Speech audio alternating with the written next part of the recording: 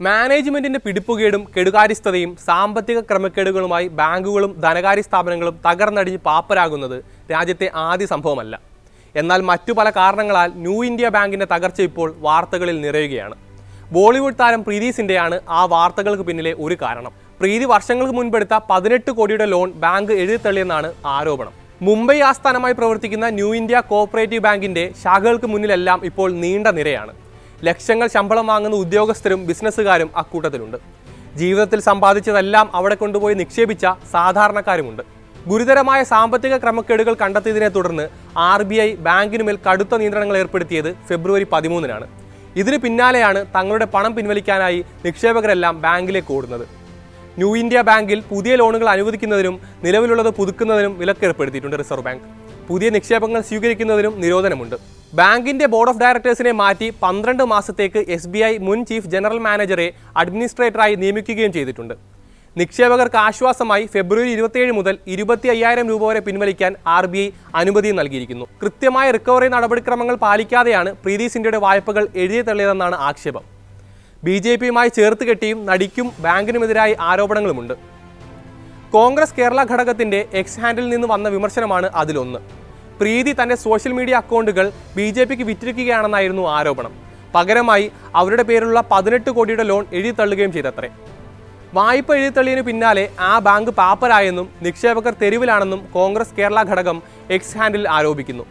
എന്നാൽ ശക്തമായ ഭാഷയിലാണ് ഇതിനോട് പ്രീതി സിന്റ പ്രതികരിച്ചത്. നീചമായ ഗോസിപ്പുകളാണ് തനിക്കെതിരെ പ്രചരിക്കുന്നതെന്ന് അവർ വിമർശിച്ചു. ലോൺ മുഴുവൻ അടച്ചു തീർത്തിട്ടുണ്ടെന്ന് വാദിച്ച നടി ഒരു രാഷ്ട്രീയ പാർട്ടി ഇത്തരത്തിൽ വ്യാജ പ്രചാരണം നടത്തുന്നത് ഞെട്ടിക്കുന്നതാണെന്ന് കുറ്റപ്പെടുത്തുകയും ചെയ്തു. സോഷ്യൽ മീഡിയ അക്കൗണ്ടുകൾ BJPക്ക് വിറ്റെന്ന ആരോപണങ്ങൾ നിഷേധിക്കുകയും ചെയ്തു അവർ. തന്റെ സോഷ്യൽ മീഡിയ അക്കൗണ്ടുകൾ ഒറ്റയ്ക്കാണ് കൈകാര്യം ചെയ്യുന്നതെന്നും വ്യാജ വാർത്ത പ്രചരിപ്പിക്കാൻ നാണമില്ല എന്നുമായിരുന്നു നടിയുടെ മറുപടി. തന്റെ ഒരു കടവും എഴുതി തള്ളിയിട്ടില്ലെന്നും ഒരു രാഷ്ട്രീയ പാർട്ടിയും അവരുടെ അണികളും വ്യാജ വാർത്തയും നീചമായ ഗോസിപ്പ് പ്രചരിപ്പിക്കുകയാണെന്നും പ്രീതി സിന്റ പറഞ്ഞു. തന്റെ പേരും ചിത്രങ്ങളും ഉപയോഗിച്ച് ക്ലിക്ക് ബൈറ്റ് ഉണ്ടാക്കാൻ ശ്രമിക്കുന്നത് കണ്ട് ഞെട്ടിയെന്ന് പറഞ്ഞ താരം ലോൺ മുഴുവൻ 10 വർഷം കൊണ്ട് തിരിച്ചടച്ചുവെന്നും അവകാശപ്പെടുന്നുണ്ട്. പ്രീതി സിന്റയുടെ പ്രതികരണം വന്നതിന് പിന്നാലെ ബാങ്കിന്റെ തകർച്ചയിലേക്ക് നയിച്ച സംഭവവികാസങ്ങൾ വിശദീകരിക്കുന്ന പോസ്റ്റുമായി കോൺഗ്രസും രംഗത്തെത്തി. ബാങ്കിലെ മുൻ ജീവനക്കാർ RBIക്ക് നൽകിയ കത്തിന്റെ വിശദാംശങ്ങളും ഇതുമായി ബന്ധപ്പെട്ട മാധ്യമ വാർത്തകളും അടങ്ങുന്നതായിരുന്നു കുറിപ്പ്. ജീവനക്കാരുടെ പരാതിയിലും മറ്റ് അന്വേഷണങ്ങളിലും പ്രീതി സിന്റ ഉൾപ്പെടെ മറ്റു പല പ്രമുഖർക്കും അനധികൃതമായി വായ്പ അനുവദിക്കുകയും എല്ലാം എഴുതിത്തള്ളുകയും ചെയ്ത കാര്യവും റിപ്പോർട്ടിൽ പറയുന്നുണ്ടെന്ന് കോൺഗ്രസ് ചൂണ്ടിക്കാട്ടുന്നു. വായ്പാ സ്ഥിതിയെക്കുറിച്ച് വ്യക്തത വരുത്തിയതിൽ നന്ദിയുണ്ടെന്നും മാധ്യമങ്ങൾ റിപ്പോർട്ട് ചെയ്ത പ്രകാരം വാർത്ത പങ്കുവയ്ക്കുകയാണ് തങ്ങൾ ചെയ്തതെന്നുമായിരുന്നു കോൺഗ്രസിന്റെ വിശദീകരണം. മാധ്യമ റിപ്പോർട്ടുകൾ പ്രകാരം ന്യൂ ഇന്ത്യ കോഓപ്പറേറ്റീവ് ബാങ്കിലെ മുൻ ജീവനക്കാർ 2020 ജനുവരിയിൽ എഴുതിയ ഒരു കത്തിൽ ബാങ്കിൽ നടന്നുകൊണ്ടിരിക്കുന്ന അഴിമതികളെക്കുറിച്ച് RBIക്ക് മുന്നറിയിപ്പ് നൽകിയിരുന്നു. ആ റിപ്പോർട്ടിൽ മറ്റു പലർക്കുമൊപ്പം താങ്കളുടെ പേരും പരാമർശിക്കപ്പെട്ടിരുന്നുവെന്നും വിശദീകരണ കുറിപ്പിൽ കോൺഗ്രസ് പറയുന്നു.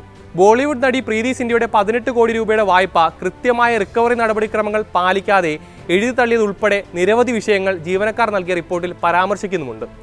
ഈ റിപ്പോർട്ട് ഉയർത്തിയാണ് പ്രീതിയുടെ വിമർശനത്തിന് കോൺഗ്രസ് പ്രതിരോധം തീർക്കുന്നത്. ഈ റിപ്പോർട്ടുകൾ തെറ്റാണെങ്കിൽ തെളിവുകൾ സഹിതം ആ തെറ്റിദ്ധാരണ മാറ്റണമെന്നും പുതിയ പോസ്റ്റിൽ കോൺഗ്രസ് ആവശ്യപ്പെടുന്നു. സമ്പാദ്യം നഷ്ടപ്പെട്ട നിക്ഷേപകർക്കൊപ്പമാണ് തങ്ങളുള്ളതെന്നും അവർക്ക് വേണ്ടി ശബ്ദമുയർത്താൻ പ്രീതി സിന്റ തയ്യാറാകണമെന്നും കോൺഗ്രസ് ആവശ്യപ്പെടുന്നുമുണ്ട്.